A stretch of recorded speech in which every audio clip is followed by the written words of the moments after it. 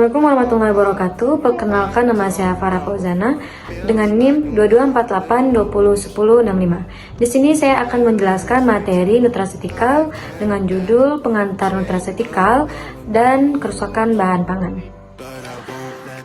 Baiklah, yang pertama ada pengertian. Nutraceutical atau nutraceutical dalam bahasa Inggris adalah istilah yang berasal dari gabungan kata nutrisi dan pharmaceutical. Nutraceutical merujuk pada produk yang berasal dari makanan atau bagian dari makanan yang memberikan manfaat kesehatan, termasuk pencegahan dan pengobatan penyakit.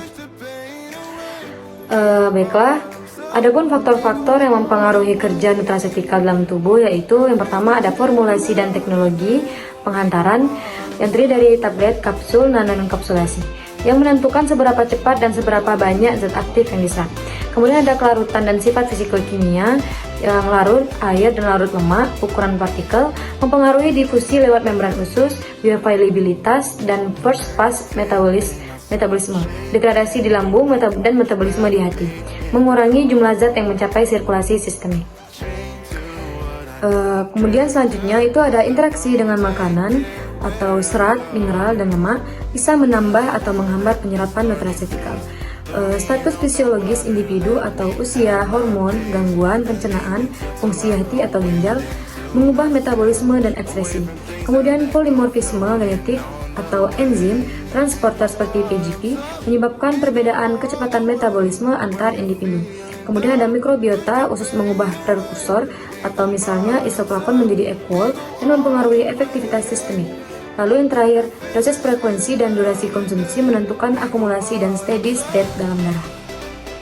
Baiklah, kemudian ada sumber bahan alam. Bahan alam ini diambil dari berbagai ekosistem, baik darat maupun laut. Jika pengambilannya tidak terkendali, akan berdampak buruk pada keseimbangan ekosistem. Seperti contoh, yang pertama ada tumbuhan, jahe, kunyit, sambiloto. Kemudian ada hewan yang terdiri dari minyak ikan dan kolagen. Kemudian ada laut yang terdiri dari spirulina atau rumput laut. Yang keempat ada mikroorganisme yang terdiri dari probiotik atau lactobacillus bifidobacterium.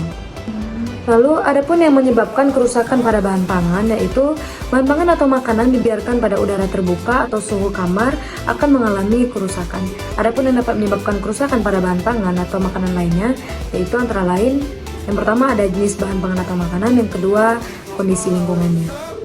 Lalu di sini ada tanda-tanda kerusakan.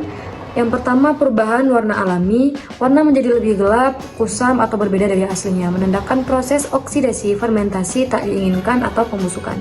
Yang kedua, bau tak sedap atau aneh, bau tengi atau rancid, asam atau busuk, tanda kontaminasi mikroba, jamur atau kerusakan minyak esensial. Yang ketiga, ada tekstur menggumpal atau lembab, serbuk menjadi lengket atau menggumpal akibat kelembapan berlebih atau penyimpanan tidak sesuai. Yang keempat, ada pertumbuhan jamur atau bercak putih atau hitam, yaitu tanda kontaminasi mikroba.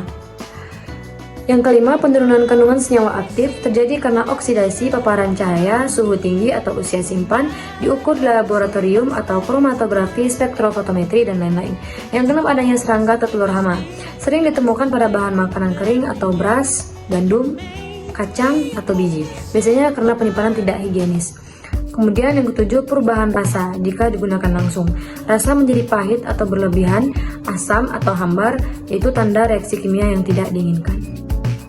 Baiklah, yang terakhir ada klasifikasi.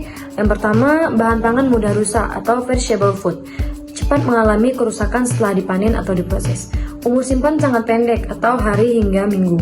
Contoh, daging, ikan, susu segar, buah, dan sayur segar. Yang kedua, bahan pangan agak tahan lama atau semi-perishable food, lebih tahan lama dari bahan segar tapi tetap bisa rusak dalam beberapa minggu atau bulan.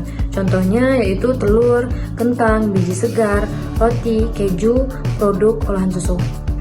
Yang terakhir ada bahan pangan tahan lama atau non-perishable food, tahan lama berbulan-bulan hingga bertahun-tahun jika disimpan dengan baik. Contohnya seperti beras, gula, tepung, makanan kaleng, susu bubuk, dan kacang-kacangan kering. Baiklah, hanya itu saja materi yang dapat saya paparkan. Kurang dan lebihnya saya mohon maaf. Terima kasih. Wassalamualaikum warahmatullahi wabarakatuh.